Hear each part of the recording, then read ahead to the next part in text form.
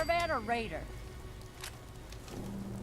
Raider! Hello there YouTube and welcome to my latest build, the MEKANIZER.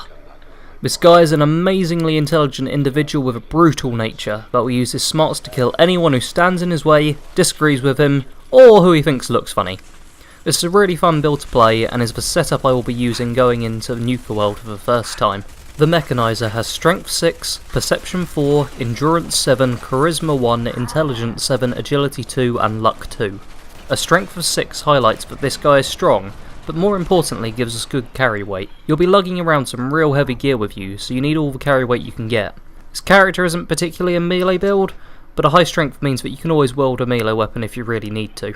Perception is at 4 as we want 5 for Demolition Expert, and can grab the bobblehead really early on. Obviously this is a raider build, and the idea of helping Preston Garvey out isn't that appealing, so when you go for the bobblehead don't even talk to him. Walk straight past, pick it up, and leave immediately. An endurance of 7 is going to make this character nice and tough. I didn't want to make this build too weak. Even though his intelligence is his key point, I didn't want him to be flimsy. He's a badass raider after all. Charisma is our lowest stat at 1. You're not going to need a high charisma for this build as you will take what you need by force, not by asking nicely. Intelligence is our joint highest stat, sitting at 7. You can get the bobblehead from the library pretty early on, so it will be at 8 for most of the game. This character is incredibly smart. He may be rough, brutal and fairly uncivilized, but he is still a genius that can make just about anything from any old junk lying around. Agility and luck are both at 2. Neither of these stats are crucial to the build and have just been raised slightly for the perks. The essential perks for this build are Armourer, Heavy Gunner, Gun Nut, Science and Chemist. Armourer, Science and Gun Nut are all used for weapon and armour customization, allowing you to get just about any possible weapon and armour upgrades for your gear. Heavy Gunner is essential as this build will be using a minigun as its main form of attack. It's really fun using a minigun as a primary weapon instead of a pistol or rifle, as it just feels nice to have a huge gun to wipe people out with for once. Finally, Chemist will be incredibly helpful as this build should be using chems all of the time. I spent half my fights in slow motion and high off buff out. The secondary perks for this build are Strongback, Demolition Expert, Commando, Chem Resistant, Scrapper and Scrounger. Strongback is going to give you more space to pick up junk for your crafting, as most of your carry weight will be taken up by your weapons and armour. Demolition Expert will allow you to craft and use incredibly powerful throwables, giving the build some more versatility in combat. Commando gives you a secondary type of weapon to use. Whenever you run out of ammo for your heavy weapons, you can just switch over to your automatic sidearm and keep on shooting. Chem Resistant will stop you from getting addicted to drugs. This is just a really useful perk for any character who, like this one, uses a lot of chems. Scrapper will allow you to mod your gear easier by scrapping down excess weapons for better parts. And finally, Scrounger is just going to give you plenty of ammo for your weapons. The role-playing perks are Blacksmith, Hacker and Robotics Expert. Blacksmith and Robotics Expert are here to highlight the fact that the MEKANIZER is skilled at all types of crafting. If you have Automatron, they will also give you some great customization options for your robots. Hacker helps to highlight the intelligence of this build, and also is just a really nice convenience perk that can get you to hidden loot stashes and get you through side areas through bypassing certain places. The MEKANIZER grew up in a fairly normal household. His father was in middle management and his mother stayed at home to help raise him and his brother. The MEKANIZER spent all of his time following around his older brother, and looked up to him as his main role model. Unfortunately, the MEKANIZER's brother was quite a troubled child that solved all of his problems with violence.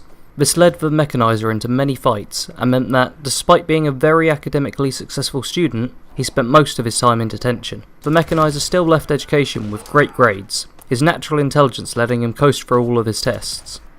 Although he could have devoted his mind to any job he wanted, the MEKANIZER followed his brother into the military. The two brothers were relatively successful within the army.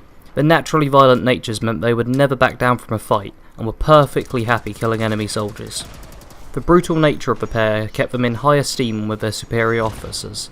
It was well known that if you needed a town wiped out or a high kill count on a mission, then you could rely on their squad to do it.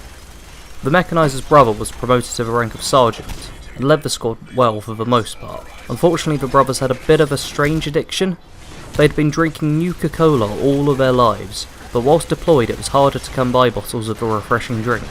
Although the MEKANIZER was able to cope with the lack of Nuka Cola, with only mild withdrawal effects, his brother did not fare as well. After weeks without a single sip of Nuka, the sergeant discovered that one of the men in his squad had a secret supply of Nuka-Cola that they had been keeping for themselves. After finding this out, he burst into a rage and immediately killed the man in order to get his hands on the Nuka stash. The mechanizer did try and stop him, but not with much effort. His own withdrawal was making him want to kill the man to get his hands on some cola himself. Unsurprisingly, this act of rage did not go unpunished, and the mechanizer's brother was executed, whilst the mechanizer himself was dishonourably discharged and left the military in shame. The mechanizer wasn't sure what to do with himself now that his brother was dead. His whole life had been following his lead, and he was lost without him. Fortunately, he found himself a job in an engineering firm. The mechanizer had a talent for building, so found the job easy, and it allowed him to gain enough money to buy a house in Boston. Eventually, the mechanizer settled down to a normal life, fell in love, had a son, and put most of his darker days behind him. Although his rage will stay in check for a time, the falling of the bombs will be a trigger that will start to turn the mechanizer back into the violent individual he once was. This character is designed to play as a raider, so he doesn't have any faction affiliations. I don't yet know how fleshed out the whole concept of taking over Commonwealth is, but you will want to avoid joining any of the 4 main factions and instead focus purely on helping yourself out and doing whatever you want. I suggest building yourself a badass robot to act as your companion. The mechanizer isn't a people person, but is pretty skilled at building robots. Make sure to build your robot not only to be incredibly powerful, but also to be big, spiky, and incredibly intimidating. Your main weapon will be a minigun. This will be easy to get early on in the game, and you can potentially get Ashmaker and Good Neighbour if you so wish. If not, just keep your eyes open for any legendary miniguns that drop. Make sure to add a shredder to your minigun. This allows you to use it as a powerful melee weapon once you run out of ammo, meaning you will always be able to use your main weapon. As a side weapon, I suggest simply using the best automatic guns you can get your hands on. Ultimately, you'll want to get your hands on that sweet looking assault rifle from the Nuka World trailer, but until then, just go with whatever you can get. For the chest piece, you will need a robot chest piece. Make this polished, and add the Biocom Mesh mod to increase your chem duration even further. You'll want a mix of robot and metal pieces for your arms and legs. Basically, just go with whichever individual piece is spikiest or looks best.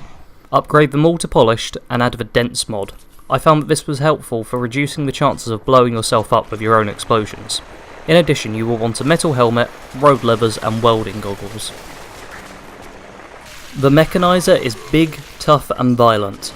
You will want to go at your enemies guns blazing. Fill the air with lead as your robot companion helps to obliterate anyone you leave standing. Keep yourself topped up on drugs, as these will help tip the balance in any tough fight. I found that when you can slow down time with Jet for the best part of a minute, you can get yourself out of any situation easily enough.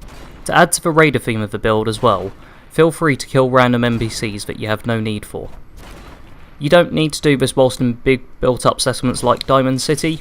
You're smart enough to know when the fight isn't worth it, but when a random guy's on the road and might have some caps or chems on them, killing them's a no-brainer. I hope you all enjoyed this latest build. Please like, subscribe and share.